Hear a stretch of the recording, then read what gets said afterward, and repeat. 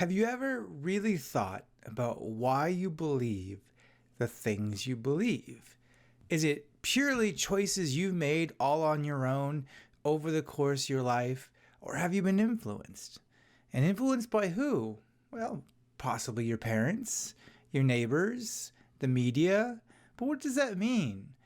To be influenced? And how much of an impact do things around you affect the way you see and think about things? Because most people will say, oh, I'm an independent thinker. I don't just follow the group. And yet there's tons of research that proves that most of us do. So what is the truth? Are we all individual thinkers who are analyzing and thinking about every choice and every decision as it comes along? Or are we just going along with our influences without even realizing it?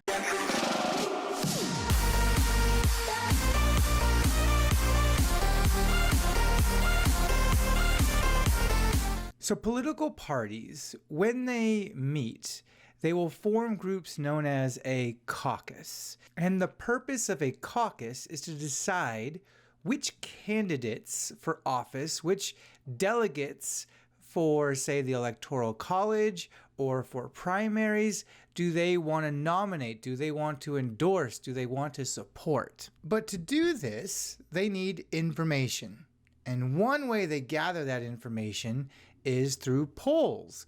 And when an election is coming up within the next year, sometimes even within the next 2 years, there are constantly polls, which is another name for political surveys, that are asking people, what do you think? Do you like this person? Do you like that person? What do you think about this bill or this concept or this idea? Are you against this? Are you for that?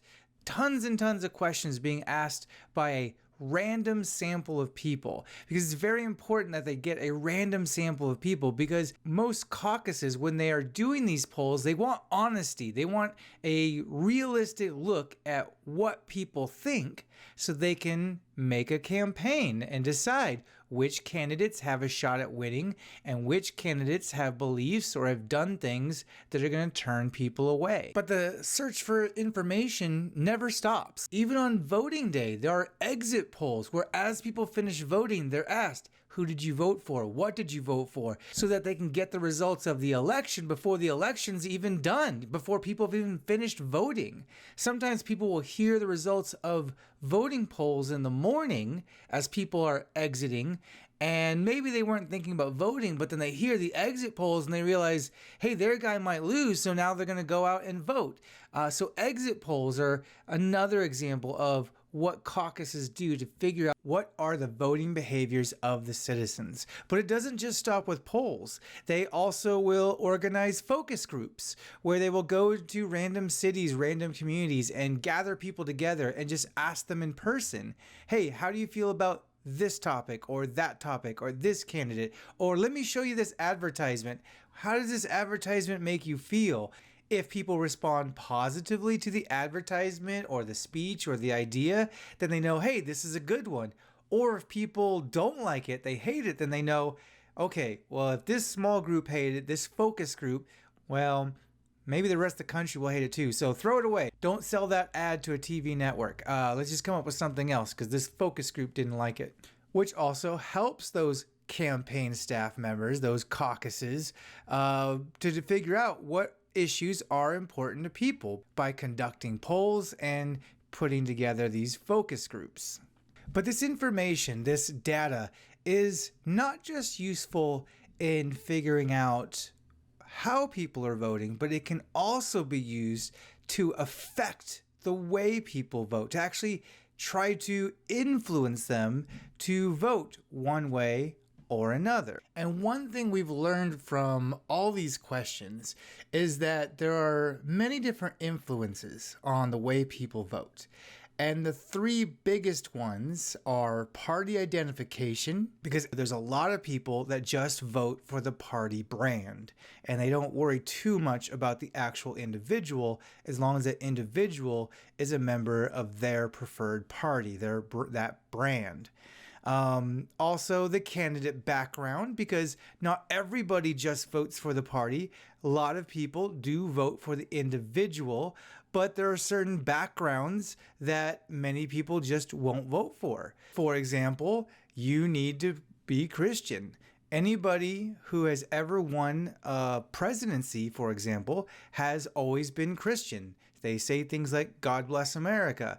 Candidates who are not Christian often get criticized for not being Christian. They're looked at a little bit suspiciously because so many Americans just expect that a president's background will involve some form of Christianity.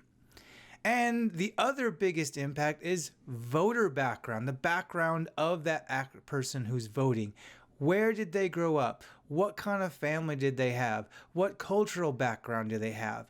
What they're really trying to figure out when they look at each individual voter and their background, they're trying to figure out how that individual was politically socialized. What political socialization did that individual go through?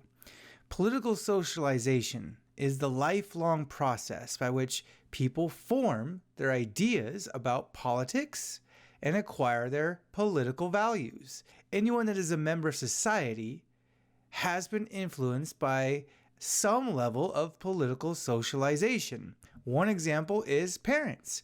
Many people end up signing up with the political party that their parents had because their parents were that way and always talked in that way and always had beliefs that supported that party.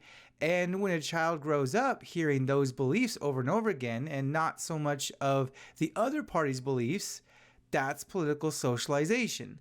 They get a lot of information on one way of thinking, and that becomes their way of thinking. This happens in the education system. When you go to school, different types of teachers will have different attitudes toward what kinds of information that they're going to teach you, what kinds of information they're not going to teach you. And that also affects the way you see things, yourself and your role in the world around you, what you're capable of, what's realistic, what's not. The mass media also has a huge factor.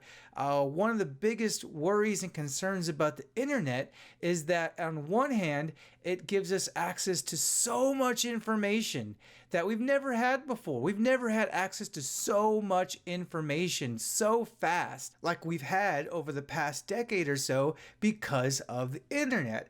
However, not all of that information is good, and not everybody is very good at figuring out what's the bad information and what's the good information. So now we're seeing a lot of people who are more informed than they used to be, but we're also seeing a lot of people who are being influenced by the bad information that before they never would have heard of, but now they do. And it's influencing the way they think about politics, the way they think about government in an improper way. But political socialization doesn't just affect the way you think and feel, it affects the way you act. For example, voter turnout at elections is pretty low. Even in a very widely publicized election like the presidency, often voter turnout is a little bit more than half the country. And in what's known as midterm elections, where there's not a president running, but there's still senators and House of Representatives and laws and various other decisions that need to be voted on by the people, the turnout, the percentage of people that actually go out and vote on those midterm elections is something like sometimes 18%. Very low. Most people aren't voting. That's apathy. That means people have a very low level. They have no interest or concern in politics or voting. That comes from political socialization. Either at home, politics just wasn't a big deal, it wasn't something talked about, or maybe it was, but they hang out with friends and their friends aren't really interested in that and their friends don't talk about it and they don't vote, so you kind of end up not voting yourself because it doesn't seem important, because you don't see people around you making it look important, even if it actually is. Or maybe you grew up in an environment that taught you voting's a waste of time. The government is not going to help you. The government's not to be trusted, or the government actively works against you, so you feel disengaged with the act or process of voting.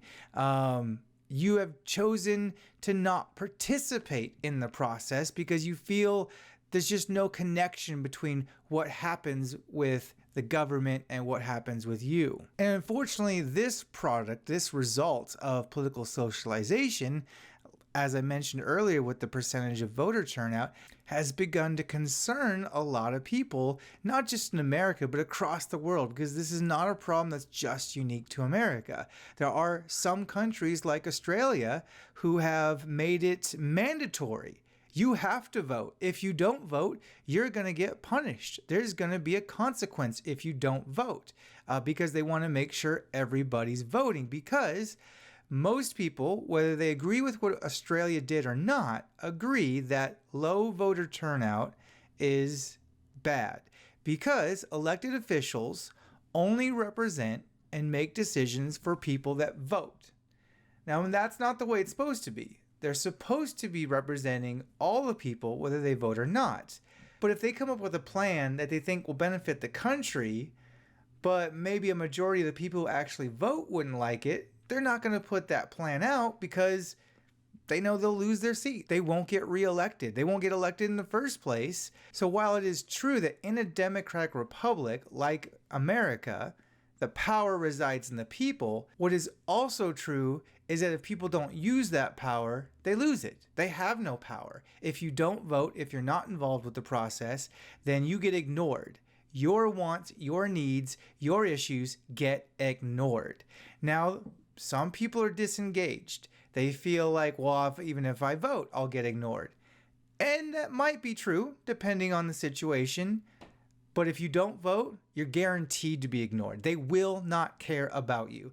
Are there exceptions to that? Yes, not many. Most people who have to get elected for their job only care about who's voting.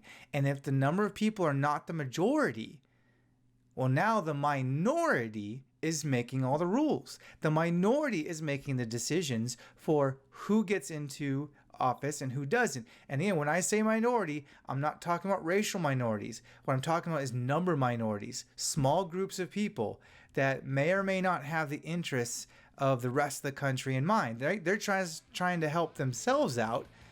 But if the rest of the country isn't doing anything about it, then they get what they want, even if it's bad for the rest of the country.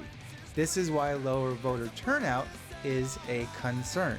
And that's all there is to talk about voting behavior for this video. If you have any questions, please let me know in class. Thank you.